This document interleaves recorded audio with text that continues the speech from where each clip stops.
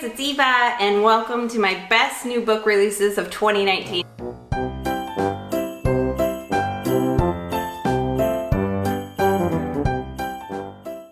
So I did 19 books for 2019 just because so many of them were tied. I couldn't pick a top 10. I just could not. So I went with the top 19. The very first book on this list is City of Girls by Elizabeth Gilbert. This one is about Vivian Morris, and she's a young girl who moves to the city, and they're putting on a production of City of Girls. She lives with her aunts. She gets into some troubles and some scrapes, and it's a book written back in time, and you don't know why the author is writing back in time, but she has a lot of perspective. So some moments are really slowed down, but this was one of the best written books, as far as prose go, that I read this year. Elizabeth Gilbert is a phenomenal writer. It was a really fun book. It's definitely a girly book, definitely chick lit. Is who I'd recommend it for, but that is book number 19. Book number 18 was Finale, and I think it's probably gonna be over here, but it has got a gorgeous cover, but it is a third in a series to Caraval and Legendary. So these two, I don't remember when these came out exactly, but this one came out last year, and then Finale came out this year, and I don't have Finale, but it's got a beautiful purple cover, but it's the final in a series about these two young girls in this book want to go to Caraval so bad, and their mother had gone, and so this one is about one sister, and then the second sister, this is what this book is about, but Caraval is this mysterious, mystical, kind of carnival, competition they have to go through, and then Legendary is about the man who runs it. That's his name, is Legendary, and nobody knows who Legend is. And then Finale is the final one. They've evoked and opened some old magic, and they're trying to stop it. And it was a really fun series. I would highly recommend them, and beautiful covers, so I'm excited to collect Finale. So Finale was book number 18. Next one is Meet Cute by Helen Hunting, and this is a cute romance, and it's just like a meet cute in the movies where they have a really cool meet cute where the girl falls on the guy. His first day of law school. He used to be a famous actor, and then they both ended up becoming lawyers, and he has to call her up and use her as a lawyer.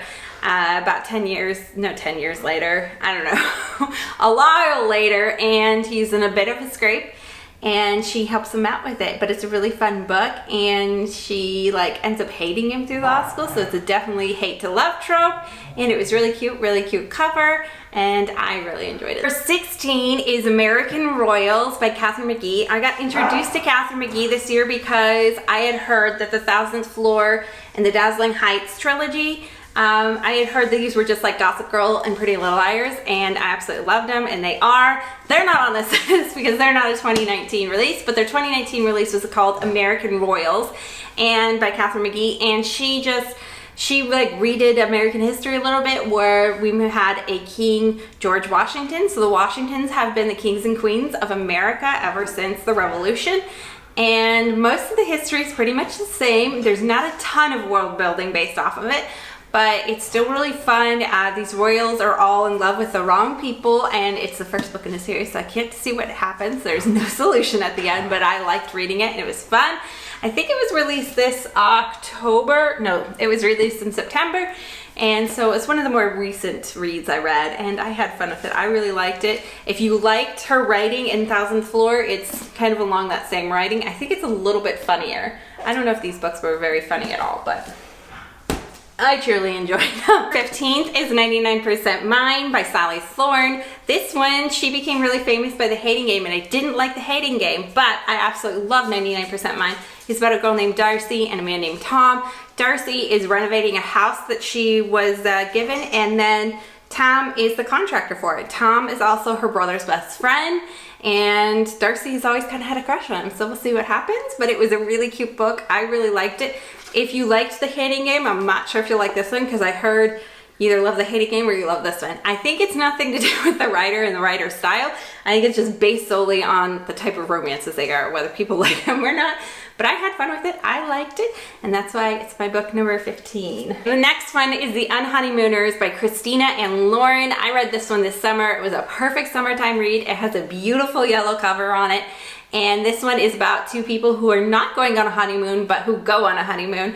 So Olive's twin sister has just gotten married and the whole wedding party got sick from a seafood buffet, except for she didn't eat the buffet. Hi Toodles! Hi, you're standing right in front of the camera. She didn't eat the buffet and either did the best man. He doesn't like seafood, I think. So they both go and take the honeymoon because her sister won it on a, like she just wins things all the time. So she had won it and it was non-refundable. So his best friend goes, or the groom's best man goes, and her, and they've never gotten along for the 4 years they've known each other.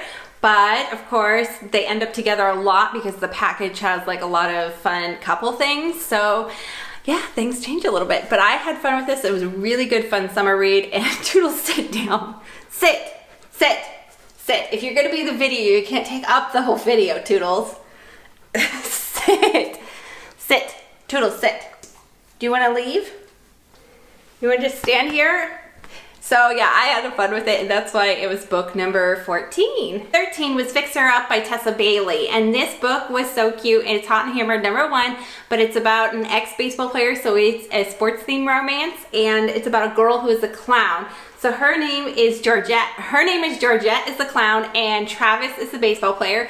Georgette has always had a crush, I think, on Travis a little bit, but yeah, he went off. He was a baseball player. He got injured. He ended up out of his career. He doesn't know where he's going next. People don't take him serious because he's a serial dater, and people don't take her serious because everybody else in her family has serious careers and she's a clown. So they want to be taken serious, so they start fake dating, of course, and of course that never really works out. But I had fun with this one. I thought it was really fun, and I'm excited for the new release next year that's in this series. The other couple presented is really fun, and that is my book number 13. Number 12 is Queen of Nothing by Holly Black, and I could have also done The Wicked King by Holly Black. I would say these two books were about even for me. My favorite book was book number 1, so it might have been a little bit higher if it had been either one of those ones released this year, but those two are the ones that were released, was Wicked King and Queen of Nothing, and they both kind of got around the same spot for me here in spot number 12. But this is a trilogy, and it is about a girl who's a human, and her name is Jude Duarte, and she is a lot of fun because she's a human in a fae world, and she doesn't really know who's cruel and who's not cruel, hence entitled the first one, The Cruel Prince. There's a little bit of romance in the books, there's a lot of magic in the books, and it's really fun. I really liked this series because it was so short and so easy to read, so fun and fast, so people who want to be into fantasy but don't like reading that much would really, really enjoy this, and that's why Queen of Nothing was my book number 12. Oh, please sit down, Doodles. And this book was so much fun. So book number 11 was Wicked Fox by Kate Chow, and this book is so much fun. It is the beginning of a series, and it is about a young girl. I think this is more of an Asian culture. I'm not sure where it was that, but it's about a young girl who has to like suck the soul out of people in order to survive. And she meets a very pleasant young man, and he gets entangled in her life, and he wants to know why, like what was going on, what happened, what was she doing, and there's some troubles with her mom, and it's a whole big adventure, and it's a really good fantasy book. It is a bit longer. It is not as a fast of a read as the last ones I just mentioned, but I really, really enjoyed it. It was something completely different. There were shamans. I don't know. I had a lot of fun with it, and that's why it's book number 11. So book number 10, we're finally to the top 10. Book number 10 for 2019 was The Kiss Quotient by Helen Hunting. Helen Huang. Helen Hunting is Mikyo. It's by Helen Hong. It is The Kiss Quotient number 2. Kiss Quotient was number 1. And these are stories about people with autism. And the second story here is about a girl who is like in an arranged marriage with a man who has autism, and she doesn't really know why he's so like distant from her until, I don't know, she finally kind of figures it out, but she just gets to know him better for the most part. But I don't think she ever fully knew what autism was per se. It's just like a label they had put on him. So I had fun with this one. I liked it quite a bit more than The Kiss Quotient, and it's definitely a steamy romance read, and it was fun, and it's a diversity read, and I really like this couple and character. The guy is very, very precise, but she like cleans things up for him and takes care of things, and she's got to decide on her own whether she wants to be there or not, and she leaves at one point and goes to school, and I just really, really enjoyed it. It wasn't like it turned out not to be like so forced in the end, and that's the part I think I really liked, because they ultimately made their choices and it was like given a certain amount of time, like a certain amount of time passes. So I had fun with it. I really enjoyed it. It was one of the best romances I read this year, and yeah, and I hope there's more like coming from this line. I hope there's more Kiss Quotients coming up, and that's why it is book number 10. So book number 9 is Supernova by Marissa Meyer, and I absolutely love this trilogy. It was one of my favorite fantasies I read this year. It was such a good book, and it was such a good ending book. So this is part of the Renegades. So Renegades, Arch Enemies, and Supernova. Renegades and Arch Enemies came out last year. Supernova just came out this November, and it is a superhero-based story where these prodigies were like pushed down and they were kept a secret, and then they rise up and they kind of take over, and then they help people out with their superhero powers. The Renegades are the people helping people out, and then there's the arch villains who want more of like freedoms and stuff, and they don't really want to be pushed among these rules, and the Renegades are gaining a little bit too much power, so they push against them. And it's a fun story about a girl who infiltrates the Renegades because she is on the villainous side. And that's always a fun story. And there's a little bit of romance in it. And I really, really liked it. I really enjoyed it. It was such a good book ending. So many of the trilogies or series I read this year, they didn't have like, the endings weren't as great as the beginnings, I guess, but this one definitely, I think Supernova was my favorite out of the trilogy. That's why it got higher up this time, and I really, really loved it. If you read Marissa Meyer's Cinder series, you will also really, really like this. It's the same kind of writing, and the Cinder series are retellings of like Cinderella and everything, but yeah, I really, really, really like this book. All these books, I'm gonna be like, I really, really liked them, or I love them, because these 2019 releases, the top 10 and above, just so good, so good. Okay, the next book, book number 8. Book number 8 is On the Come Up by Angie Thomas. Why don't you just sit in my lap? And this is about a 16-year-old girl named Bree, and it is about a girl who wants to become a rapper. Her father was a rapper, and he was like pushed into like gang violence as an image, and he ends up dying. And so it's always been her dream to become a rapper, and she's quite good. There's a lot of poetry in this book. It's a really fun book. It's a really fast and easy read book. I really enjoyed it for YA Contemporary. I don't truly enjoy YA Contemporary all the time, but I really like this book. It's interesting and fun, and there's a lot of things going on in the book with her culture. It does tie into The Hate U Give, like just a tiny bit. If you really like The Hate U Give, I enjoyed On the Come Up a little better. I think Angie Thomas's writing was even better in the second time around. Although on The Hate U Give was a really, really good debut novel, which is ridiculous, but it was amazing. But that is my book number 8. Okay, so book number 7 is Pride and Prejudice and Other Flavors by Sonali Dev, and this is Raj's number 1, I believe. So that's like the end name of the girl in it, the Trisha. Anyways, I am a huge Pride and Prejudice fan. I absolutely love Pride and Prejudice and Jane Austen. I read so many different retellings, and this is by far, as like a strict retelling, this by far is my favorite retelling I have ever read. I think she truly gets like Jane Austen's satire and the characters are actually gender flipped. So Trisha, Dr. Trisha, still has the family like Elizabeth, but she acts quite a bit like, come on, sit down, quite a bit like Mr. Darcy. And then DJ, who is a chef, he acts quite a bit like Elizabeth. So DJ works with hoity-toity people all the time and doesn't really love them. But she's kind of obsessed, and something about her hands when the first time they run into each other, and she's really, really rude to him. And it's just because she's having a really bad moment and just not being polite and humble at all in that moment. And it's a really, really good start. I love the book. I had so much fun with it. I would highly suggest it if you're a Jane Austen fan. I mean, this book just gets moved up because I'm such a huge Jane Austen fan, and it was such a good book.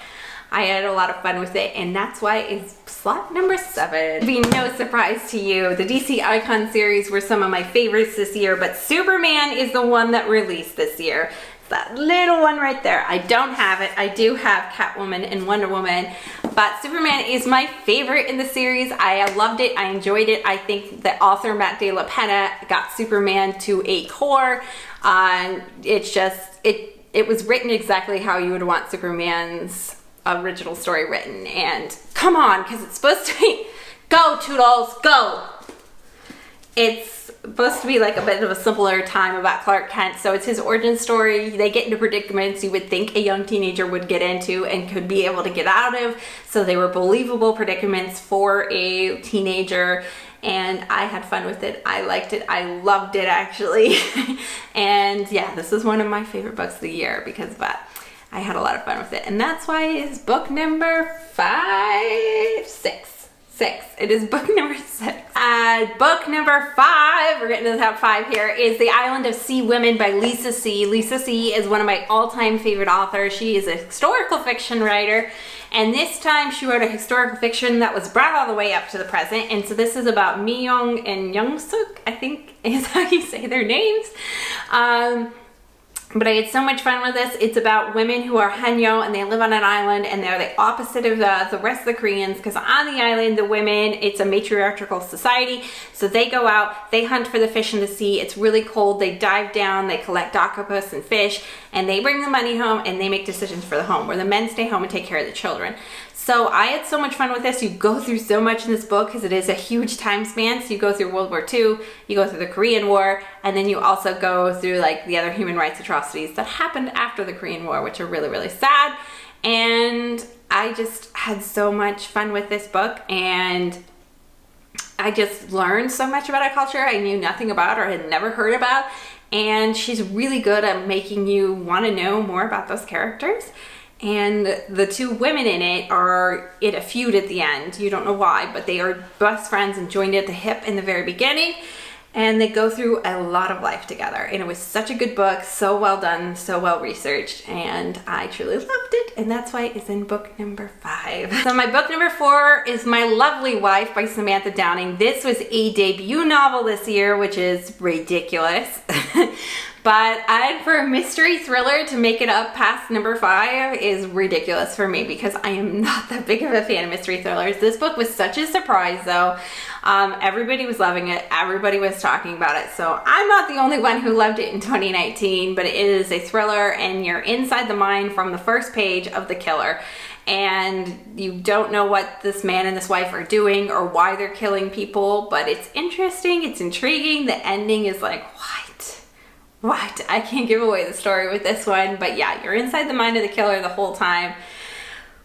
It's weird. It is so weird. If everybody didn't say it was so good, I don't know if I would have kept reading past like the first third of the book, because it is just so weird to like, oh, it's creepy. It's so creepy, but so good in the end. And yeah, we'll see what she comes out with for her second novel. And that is book number 4. Okay, so my number 1 romance list is book number 3 on here. Well, the other one could be considered romance too. I would say it's contemporary / romance, but this is true romance, I would say. And it is The Flatshare by Beth O'Leary. And I love this book because it was such a surprise to me, and it was funny, and it was enjoyable, and it is about a young girl, Tiffy, and the boy's name is Leon, and Tiffy needs to live somewhere really, really cheap. She's always kind of dependent on people, and she doesn't have a job that makes a lot of money, and Leon needs to make some money. So he works nights, and so he's not going to be there for most of the day. So she moves in without meeting him. She meets his girlfriend, and then, yeah, they just leave notes to each other back and forth. And at first she like changes the sheets all the time and sleeps only on one side of the bed. And most of their notes just say like, you ate all the butter. I don't really know, something along those lines. But it's really fun. It was a really interesting way for a couple to get to know each other. It is definitely a slow burn or friendship to lovers trope, and I had so much fun with it. I didn't know it was going to be funny either, because I'd read a lot of books this year that I anticipated to be funny, and they were, but this one I wasn't anticipating that, and I really, really enjoyed it. It was also a debut novel, so I think that's what also hyped this novel up for me, and I'm really excited to see what else the author writes. So book number 2 was The Huntress by Kate Quinn, and this one got so high up because it has romance and it's thriller and it's mystery and it's historical fiction, which are all the things I really love. I love historical fiction, romance, and also it's mystery and a thriller. It's really fun. So The Huntress is a woman who killed people in World War II, and then there's Ian, a guy who's paired up with another guy who are Nazi find like Nazi hunters a bit. This is a little bit set after the time where they were bringing everybody to trial, so there's not as much money. And then it also is about a girl who also is joined up with them because the Huntress tried to kill her, and she was a Russian pilot, and her story is really fun and interesting. And then it's also about another girl who's over in America who meets the Huntress unknowingly. And it's a really fun book. It's really good. It like spans oceans and times. It does go back in time, so you find out their original stories of what happened to them during World War II. And I had so much fun with it. It was done so well. Her writing is really, really good, and that is why it was book number 2. It has all the things I love in it, just all of them. Up number 1 of 2019 book releases was Things You Save in a Fire by Catherine Sutter. This is one of my most recent reads and one of my biggest surprise books of the year. So like My Lovely Life surprised me, and the Flatshare really surprised me. So like books I didn't really know about or hear about a whole time, but I didn't really have a great interest in Things You Save in a Fire, but it was done so well. It was a completely ordinary story. If you read the synopsis, it is about a young girl named Cassie. She is a firefighter, and she works in a more liberal kind of firefighter scene where there's women and men working together. There's like a vegan garden, but it is still very much a boys club. She moves to a very old school boys club in Boston because of family problems, and they don't have things working. They need some money for certain things. But this book was so well done. Either the author knows like a firefighter is married to one, or she herself is, or she did a lot of research. She like did the research. A lot of times in books when you read things like this, things are very, very vague, but the author did the research for EMTs and firefighters and knew a lot about it, which I can appreciate it. And it doesn't take away from the story. That's another thing. Sometimes when authors do a lot of research like that, the story gets bogged down, the story slows, but this just adds to the story. There's reasons for you knowing certain things about her job as an EMT firefighter. And yeah, so I had fun learning about something that's like very everyday that I thought I knew about, but I didn't know quite that much about. And the story's intriguing, the story's fun, and it's nothing is put in that like slows down the story or no like kind of added stuff that, I don't know. It's just kind of one of those ordinary stories that the author gets it right. She gets like the distinction of the characters right. All the characters are really cool, and she gets the flow of the story right. She doesn't add stuff to bog it down. It was just so well done. It was definitely my favorite 2019 book because I thought it was the best well-written book I read in 2019. As plus the story was so easy to read, and I flew through it. It was so much fun. I truly, truly enjoyed it. And so yeah, I hope you guys enjoyed all my 19 favorite books of 2019 new releases.